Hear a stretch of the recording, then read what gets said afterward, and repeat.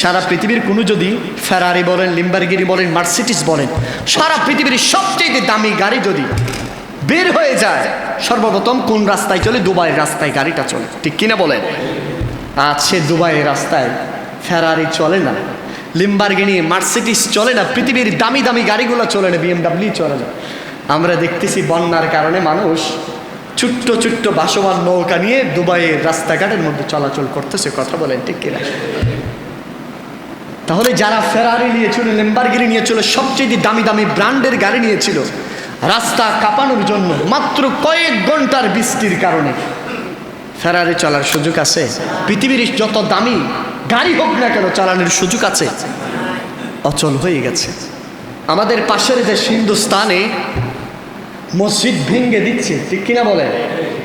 মন্দির বানাচ্ছে, বড় বড় মন্দিরগুলো বানাচ্ছে। আপনারা কি জানেন পৃথিবীর সবচেয়ে ব্যয়বহুল মন্দির কোথায় হয়েছে? ইউনাইটেড আরব আমিরাতে। দুবাইয়ের রাজ পরিবার কি হিন্দু না মুসলমান? মুসলমান। তো পৃথিবীর সবচেয়ে দামি মন্দির কেমনে বানাইলো?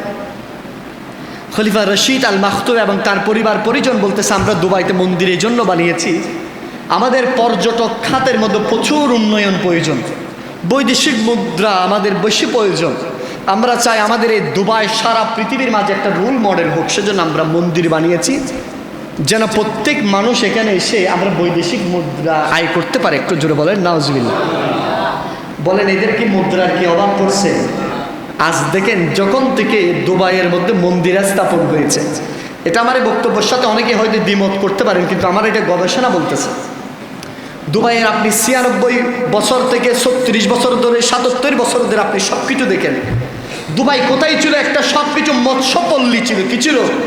দুবাইয়ের মানুষ মৎস্য চাষ করত। আল্লাহ অঢেল সম্পদ দিয়েছেন, প্রাকৃতিক সম্পদের কারণে, কথা বলেন না ঠিক কিনা? আজ পৃথিবীর ব্যাপী দানবের কত বিরাট বিরাট বিল্ডিং বানিয়ে দুবাই মানুষের মাঝে, সারা পৃথিবীর মাঝে পরিচিত হয়েছে। তারা বলে যে আমরা দেখে মুসলমান হয়েছি। কি হয়েছি? আমাদের এখান থেকে, আমরা আরব, এখান থেকে মুসলমান সাপ্লাই হয়েছে। আমাদের কারো থেকে দেখে দেখে মুসলমান হতে হবে না, আমরা বাপজা 14 গোষ্ঠী আমরা মুসলমানই আছি।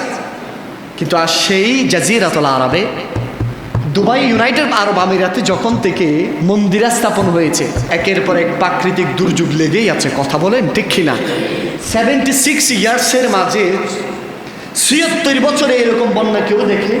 এরকম জলোচ্ছ্বাস হয়ে মানুষের ঘর বাড়ি তলিয়ে যেত না। আজ মন্দির করার পর থেকে একের পর এক এদিক দিয়ে বিভিন্ন প্রাকৃতিক দুর্যোগের সম্মুখীন হচ্ছে, বন্যা হয়ে যাচ্ছে, জলোচ্ছ্বাস হচ্ছে, মানুষের দৈনন্দিন জীবন কষ্টে হিমশিম কাঁপছে, কথা বলেন ঠিক কি? মনে রাখবেন, দুনিয়ার সব কিছু নিয়ে ফাইজলামি চলে, কিন্তু আল্লাহর সাথে ফাইজলামি চলে? চলে না। এটা সম্ভব নয়।